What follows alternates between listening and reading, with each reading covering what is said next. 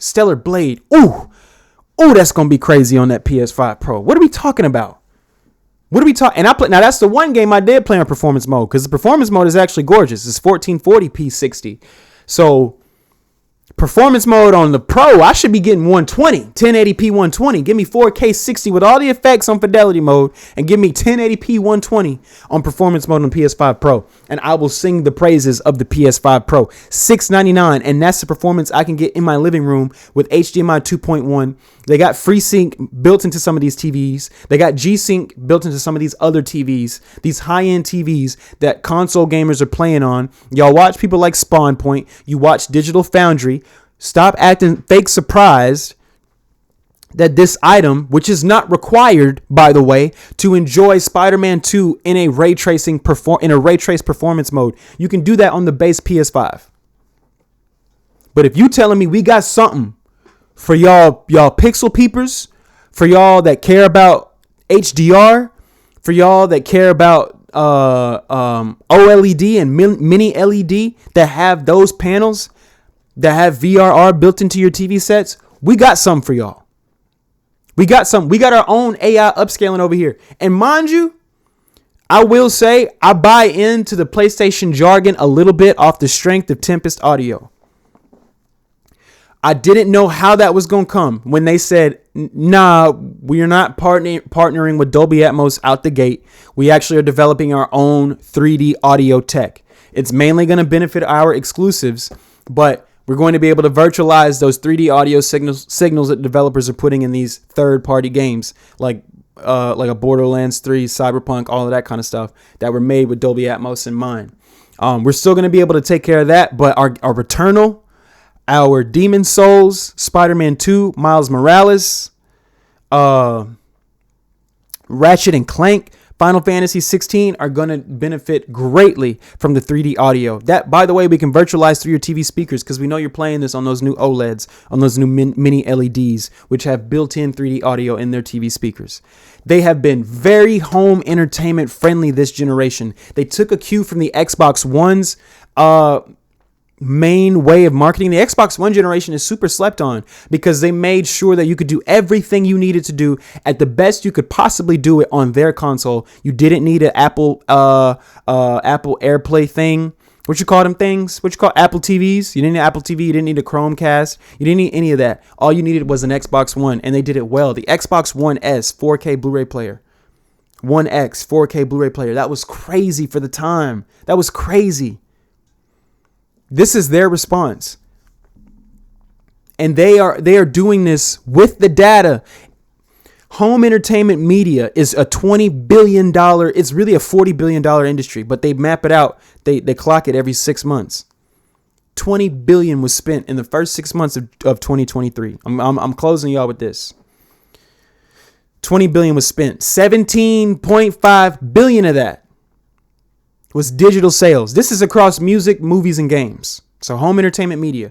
17.5 billion of that was digital sales. 14 billion of that 17.5 billion came from subscriptions. Your Game Passes, your PlayStation Plus collection stuff, your Apple Music, your Netflix, your HBO Max. Billions.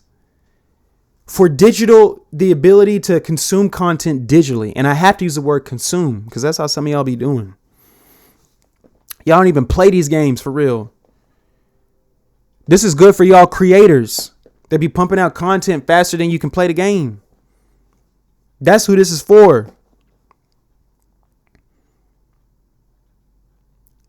80% of all games sold on the PS4 were sold digitally. Of course, the PS5 Pro is launching without a disk drive. Of course it is.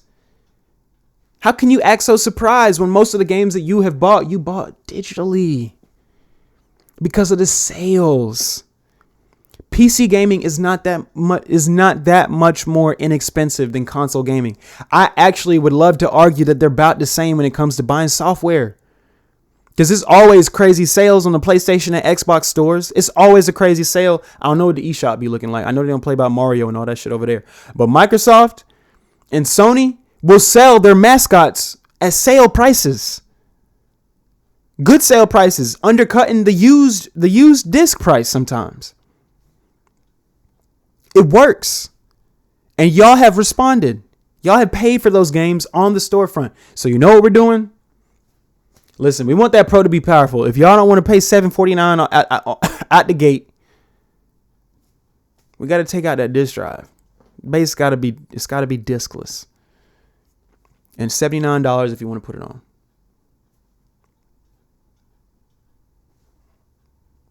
Otherwise, we would have got, to me, we probably would have got a $749 system with less power.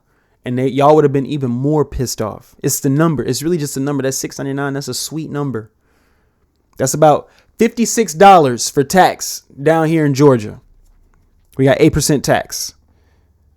So that's about $56. So that's about $756 after tax. With a controller and Astro's Playroom right out the box.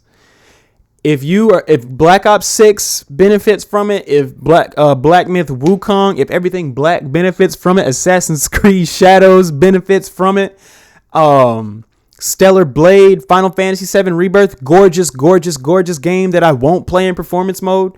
When I do get back to that game, I can't play it in performance mode. It's too soft. If you can give me 60 FPS with the sharpness of fidelity mode, Final Fantasy VII Rebirth, have y'all seen that game? Come on, bro. I can dig it. I can do that. I'll trade this in. I'm keeping my SSD that's got all the real data on it. My saves are in the cloud. It's just, this ain't nothing but a shell for my PlayStation profile. That's all it is. I got Space Marines 2 on disc, the gold edition. So I'm going to have to get me a disc drive. Final Fantasy 16 on disc. I'm going to have to get me it. But everything else that I really play, I got digitally. Everything that I really care about still, I got digitally. Black Myth Wukong is my most played game of August and probably September. Digital purchase. I'm not mad at it. I will be looking for some PS5 Pro demos to release. Sony, if you are listening to this, because I got 4 people watching, shout out to y'all. But Sony, if you're listening, release some demos. You can't convey the visual fidelity via stream. And I know y'all are happy about that because you're able to, maneuver your presentation online and having to really show any proof because of the compression of a YouTube stream. Or not even, I ain't gonna put it on YouTube, just live streams in general. But yeah, release some tech demos. Show me Black Myth. Show me Final Fantasy 16, 7 Rebirth. Stellar Blade, Last of Us Part 2, Assassin's Creed Shadows. Ubisoft, it behooves you. To drop a PS5 Pro demo. 4 minute gameplay video.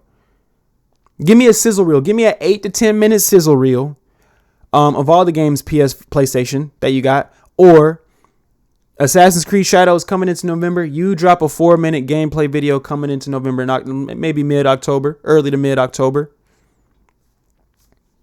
Show me. You got to show me. Because I got a disc drive that plays my Blu-ray disc wonderfully. So you losing that battle. If you don't show me something, this isn't a day one cop. And Assassin's Creed Shadows is on the back end of November. So after this shit come out, y'all got plenty of time to show me something. We might not be streaming PS5 Pro day one on November 5th. We might not be doing that. Ain't no promises. I'm working class and I got dreams elsewhere too, which means I got money tied up elsewhere too.